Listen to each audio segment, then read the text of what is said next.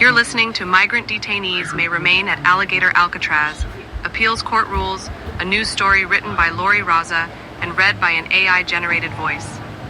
A federal appeals court on Thursday put on hold a Miami judge's order to dismantle the immigrant detention center in the Everglades, even as Florida officials said operations were winding down.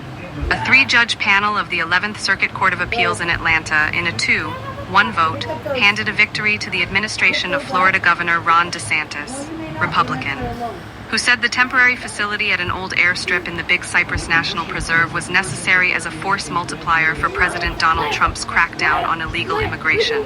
Florida Attorney General James Uthmeier, who is credited with coming up with the name Alligator Alcatraz, celebrated the ruling on his social media accounts. "A win for Florida and President Trump's agenda," Uthmeier said on X. "We were right on the law, and today justice prevailed." 2 weeks ago, U.S. District Judge Kathleen Williams ordered the state to remove fencing and lighting and waste receptacles from the hastily built site within 60 days. Soon after, detainees began to be removed by the busload. The state said the number of detainees would be 0 soon. Environmentalists and the Miccosukee tribe of Indians sued the state and federal governments for failing to conduct what they say is a required environmental study before commandeering the 39-acre site under the National Environmental Policy Act, known as NEPA. The Florida Division of Emergency Management led the project to erect tents for detainees in chain-link cages, and also to bring in portable air conditioners, lighting, and housing for 1,000 staff. The site has no electricity or plumbing, so drinking and bathing water must be trucked in daily, and waste and sewage trucked out. Friends of the Everglades, one of the groups that sued over the site, said the construction, ongoing activity, and impact of what the state said could be ultimately be 5,000 detainees would harm the federally protected wetlands. The main issue the appeals court ruled on was whether the detention center is a state or a federal project. State projects do not need to complete a federal NEPA assessment. DeSantis has said the federal government will reimburse the state. He said Alligator Alcatraz will cost $450 million the first year, and state officials said that more than $218 million has already been spent. DeSantis has also said the Department of Homeland Security is in charge of moving detainees in and out of the facility. But the appeals court ruled that the record did not show that it is a federal facility. It is wholly unreasonable to conclude from the naked assurances of politicians and lawyers that the facility is federally funded, when not only is the record devoid of credible evidence that a legally binding payment decision has been made, but the record undisputedly contradicts that finding. Judges Elizabeth Branch and Barbara Lagoa, both Trump appointees, wrote.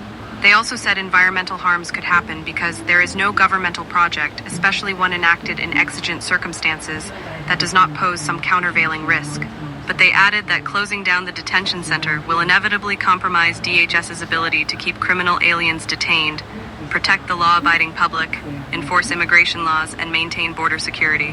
While the environmental effects mentioned by the plaintiffs may result in down-the-line harm, the injuries facing the defendants and the public are critical, immediate, and concrete, the order states. Eve Samples, executive director of Friends of the Everglades, said the litigation in the case will continue. The case is far from over. In fact, it's just starting, and we're committed to fighting on. The court entered a limited stay order. While disappointing, we never expected ultimate success to be easy, Samples said in a statement. We're hopeful the preliminary injunction will be affirmed when it's reviewed on its merits during the appeal, she said. In the meantime, if the DeSantis and Trump administrations choose to ramp operations back up at the detention center, they will just be throwing good money after bad because this ill-considered facility, which is causing harm to the Everglades, will ultimately be shut down. DeSantis said in a video statement on his X account that the mission continues and that detainees will continue to be moved in and out of the site. Alligator Alcatraz is in fact, like we've always said, open for business, he said. A statement from DHS called the order a win for the American people. This lawsuit was never about the environmental impacts of turning a developed airport into a detention facility. It has and will always be about open borders activists and judges trying to keep law enforcement from removing dangerous criminal aliens from our communities, full stop.